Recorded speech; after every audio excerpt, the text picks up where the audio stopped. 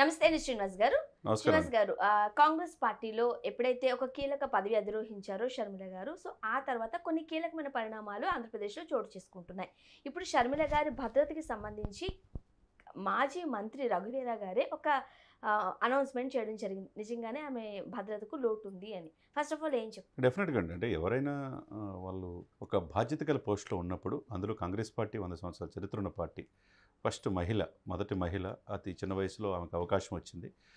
అదీ కాకుండా స్వర్గీయ రాజశేఖర రెడ్డి గారి కూతురుగా గజం కేవలం 23,000 రూపాయలతో 165 గజాల భూమి కేవలం 38 లక్షలు మాత్రమే. ఆమెకి పేరు ఉన్నది, ఆ లెగసీ ఉంది. అది కంటిన్యూ చేస్తా ఎక్కడికక్కడ ఆంధ్రప్రదేశ్లో అన్ని జిల్లాల కార్యకర్తల్ని సమాయత్తం చేయడానికి నిద్రావస్థలో ఉంది యాక్చువల్గా కాంగ్రెస్ పార్టీ.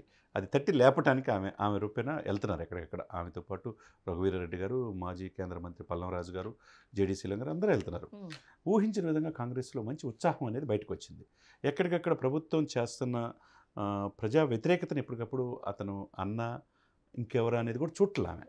ఎందుకంటే ఏమి చేయలేకపోతున్నారు మీరు, స్పెషల్ స్టాటస్ ఎందుకు తీసుకురాలేదని చెప్పి ప్రశ్నిస్తుంది. ఖచ్చితంగా పార్టీ కోసం మాత్రమే పనిచేసే వ్యక్తిలాగా ప్రస్తుతం షర్మిల గారు కనిపిస్తున్నారు. అందులో నో డౌట్ ఎట్ ఆల్. కాకపోతే పార్టీని ప్రశ్నించినప్పుడు ఆయన వ్యక్తిగత శృతి మించి వెళ్తున్నట్టుగానే అధికార పార్టీ ఎమ్మెల్యేలు కావచ్చు, మంత్రులు కావచ్చు, వాళ్ళ సానుభూతి పరులు కావచ్చు, శృతి మించి ఒక ఆడకూతురు మీద అలా మాట్లాడటం కూడా వాళ్ళ వ్యక్తిగత అన్నం చేయడం కూడా తప్పే. మన ప్రజాస్వామ్యంలో ఉన్నాం. ఎవరినో ఇప్పుడు పవన్ కళ్యాణ్ గారిని 3 పెళ్ళి 4 పెళ్ళి అన్నట్టుగా చివరికి ఎట్లా అయిందంటే ఆమె ఇంటి పేరుతో సహా విమర్శించి, బ్రదర్ అనిల్ గారిని విమర్శించి, చివరికి అనేక రకాలుగా సోషల్ మీడియాలో ట్రోల్ చేయడం అనేది అది మంచి పద్ధతి కాదు. ఎందుకంటే ఎవరైనా ఒకటే కదండి. అందులో ఇప్పుడు గౌరవనీయుల ముఖ్యమంత్రి జగన్మోహన్ రెడ్డి గారి సొంత చెల్లెలు ఆమె. ఆయన వాళ్ళు అవునన్నా కాదన్నా ఏదో కొండా వీరరాఘవరెడ్డి ఎవరో ఒక ఇంటర్వ్యూలో చెప్తున్నాడు ఒక ఆయన, రాజారెడ్డి, వైఎస్ రాజశేఖర రెడ్డి, జగన్మోహన్ రెడ్డి మొండి అయితే వాళ్ళకి మించి జగమొండి అని ఈమెను అన్నారు. కాబట్టి మీతో పాటు పెరిగిన అమ్మాయి, మీ బ్లడ్ రిలేషన్స్, ఆమెకి హక్కు ఉంటుంది కదా. ఇప్పుడు అదే పాయింట్ ఆఫ్ వ్యూ ఆమె అడుగుతుంది ఏంటి, పాలసీ పాయింట్స్ అడుగుతుంది. అంటే సాధారణంగా ఏపీ ఆంధ్రప్రదేశ్కి ఒక ముఖ్యమంత్రిగా ఉన్న జగన్మోహన్ రెడ్డి గారికి సొంత చెల్లెలు షర్మిల గారు. సో కొన్ని ప్రోటోకాల్స్ ఉంటాయి, కుటుంబం అంతటికి వర్తిస్తూ ఉంటాయి. సో అలా కూడా షర్మిల గారిని చూడడం లేదు అని కాంగ్రెస్ వాళ్ళే ఆవేదనగా మనం చూస్తూ ఉన్నాం. ఏమంటారు? డెఫినెట్గా. అంటే ఇప్పుడు ప్రధాన ప్రతిపక్షాల కంటే ఒకప్పుడు చంద్రబాబు నాయుడు గారు కూడా మాట్లాడలేకపోయింది. పవన్ కళ్యాణ్ గారు డైరెక్ట్గా అటాక్ చేశారు జగన్మోహన్ రెడ్డి గారు. అంతకంటే మించి నన్ను నా పేద వ్యక్తిగతంగా వెళ్తున్నారు అని చెప్పి ఆమె ఇంకా కొద్దిగా అగ్రెసివ్గానే వెళ్తుంది.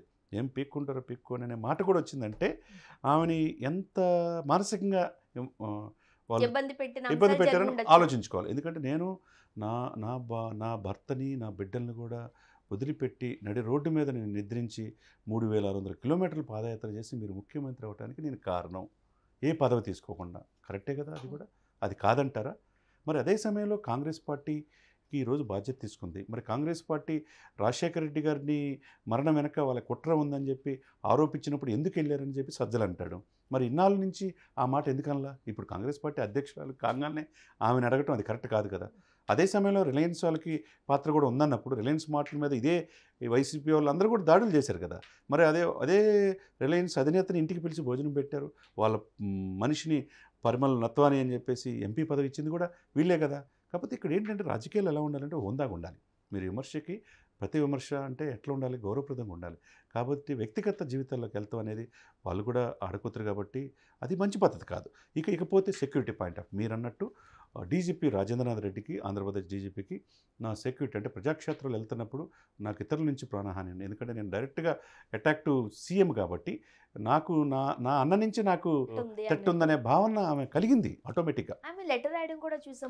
లెటర్ రాశారండి, రాశారు. ఒకప్పుడు 4+4 ఉండేది నాకు సెక్యూరిటీ. తర్వాత 2 చేశారు. ఇప్పుడు 1+1 చేశారు.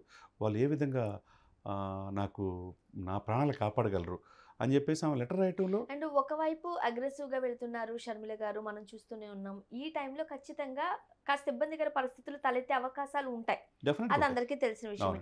సో తెలిసి కూడా ఎందుకు తగ్గించారు అనేది ఒక వాదన. అది రెక్టిఫై చేసుకోవాల్సిన బాధ్యత అధికార పక్షం ఉంది. ఆమెకి ఏమైనా జరిగింది అనుకోండి, ఎవరు బాధ్యత వహించాలి? బాధ్యత అంతా ప్రభుత్వానికి. ప్రభుత్వం, ముఖ్యమంత్రి గారు, గౌరవనీయులు ముఖ్యమంత్రి గారు, డీజీపీ గారు, చీఫ్ సెక్రటరీ వహించాలా. కాబట్టి వాళ్ళు కూడా ఇమీడియట్గా దీని మీద చర్యలు తీసుకుంటారని మనం ఆశించాలా. డీజీపీ గారు కూడా గ్రౌండ్ లెవెల్ రియాలిటీలో ఆమె కాంగ్రెస్ పార్టీ కోసం వెళ్తుంది కాబట్టి ప్రతి జిల్లాలో ఆమె ఎక్కడికి వెళ్ళినా కానీ ఒక పైలట్ వెహికల్ ఉండాలి, పోలీసులు, తర్వాత 4+4 సెక్యూరిటీ ఇస్తే రేపు ఇబ్బంది కలగకుండా ఉంటుంది. అది ఉందాగా ఉంటుంది. లేకపోతే కనీసం ప్రజల్లో ఏమవుతుంది, సొంత చెల్లెలేండి కూడా ఆమెకు కూడా రక్షణ కల్పించకుండా ఆమెకు మూకమ్మడి దాడి చేస్తున్నారు, ఆమెను మానసికంగా ఇక్కడ లేకుండా చేయాలని ప్రయత్నం చేస్తున్నారు. అదేవిధంగా ఇక్కడ వైసీపీ పార్టీ తెలంగాణలో వైసీపీ పార్టీ పెట్టిన వాళ్ళందరి చేత ఆమె మీద దండయాత్రకి ఉసిగొలుపుతున్నారనే రకరకాల ఆలోచనలు ఉన్నాయి. అంటే యాక్చువల్గా ఒకవేళ జరగరానిది అన్ఫార్చునేట్లీ ఏమైనా జరిగినా వేరే వర్గాల నుండి జరిగినప్పటికీ కావాలనే అధికార పక్షంలో ఉన్న వాళ్ళు అడ్డు తప్పించుకోవడానికో లేకపోతే ఇంకేదో ఆమెకు ఇలా చేశారేమో అనే అపనింద కూడా భరించాల్సిన అవసరం ఉంటుంది. డెఫినెట్గా అంటే ఇది రాజకీయాలు ఎలా ఉండాలంటే ఎవరైనా మన ఇంట్లో వాళ్ళైనా బయట వాళ్ళైనా వాళ్ళకి కావాల్సిన సెక్యూరిటీ అనేది వాళ్ళకి ఇవ్వాల్సిన బాధ్యత ప్రభుత్వందే. వాళ్ళకి ఏదైనా జరిగి వాళ్ళ మీద దాడి జరిగినా ఎవరన్నా రాళ్ళు వేసినా ఏది చేసినా కానీ ఎవరు రక్షించాల్సింది ప్రభుత్వమే కదా. ప్రభుత్వానికే కదా. డెఫినెట్గా ఉంటుంది. అది యాజ్ ఎర్లీ యాజ్ పాసిబుల్ ఆమెకి కల్పిస్తారని మనం ఆశించుద్దాం. లేకపోతే అది ప్రజలు వేరే సంకేతం వెళ్ళింది. అంటే ఇప్పుడు ఇది కరెక్ట్ కాదు కదా.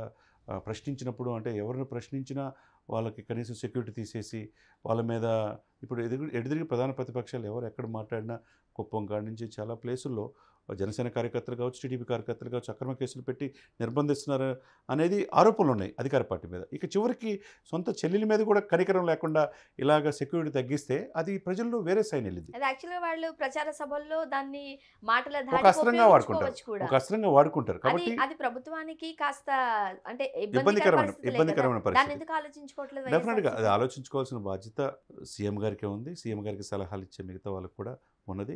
అంటే కలెక్టివ్గా రెస్పాన్సిబిలిటీ కాబట్టి వీళ్ళు అంటే ఇవన్నీ చేస్తారని తెలిసే ఇంతవరకు చేస్తే ఇంక తర్వాత సర్దిద్దుకోవడం కావచ్చు, దిద్దుబాటు చర్యలు కావచ్చు చేపడతారా అనేది కొంతమంది అభిప్రాయం. ఒకటండి ఇక్కడ అభిప్రాయాలంటే ప్రజల్లో ఏమవుతుందంటే ఇప్పుడు ఆమెను విమర్శిస్తే ఆమె భయపడిపోయామే కాదు, వేరేలా కాదు. ఆమె షర్మిల రూటే వేరు, ఆమె ఎక్కడ తగ్గదు.